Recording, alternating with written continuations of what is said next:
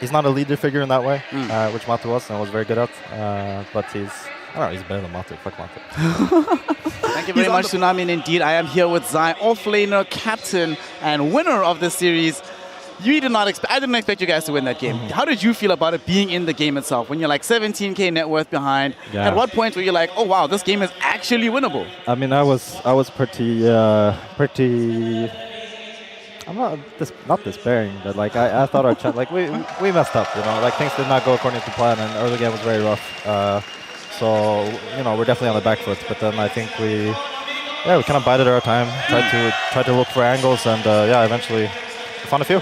Now you found lots of them, and suddenly the game just gets a lot easier, right? Yeah. You're guaranteed top 3 now at this particular tournament. It's your second back-to-back tournament that you get yourself top 3, right? It happened at TI, it happened here. Yeah. A little bit of an easier road this time around, right? So talk to us about this. Obviously, you made the big change, right? Matama Man leaving the team, you get Nisha in.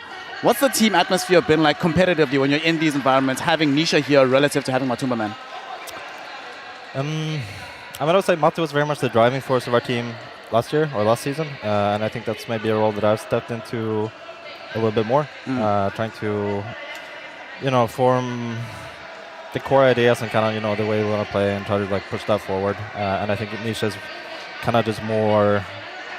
We let him do his thing, you know. Sometimes it works out well. Usually it works out well. This game it was like a little bit rough on the start, but then he got into it as well.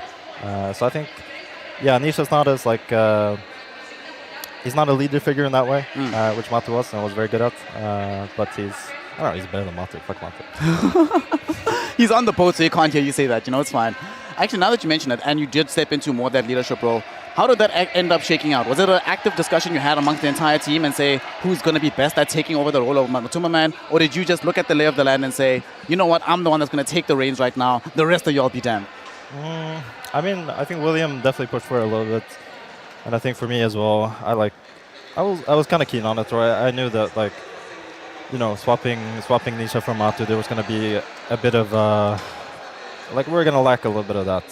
So I figured that, you know, I've been playing this game for far too long, and I've been on many teams. And the other 3 they're not younger, but like I was somewhat young. But they're a bit newer, a bit fresher. So I think it was kind of an obligation as well, and my responsibility to kind of just step up a little bit. I mean, actually speaking of that, right, you played with some of the best captains in the world. You were in that PPD squad, you played with Puppy, you won a lot of tournaments with them.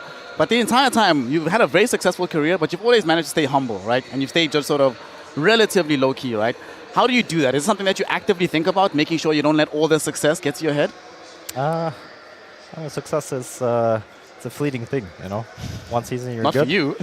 I don't know. Like, last season was, you know, not great over the course of the year, and I think now we're doing well. We did well, but I think like one day you're good, the next day you're Division 2. A lot of things can happen. I think it's like, you know, try to stay level-headed and just work hard, and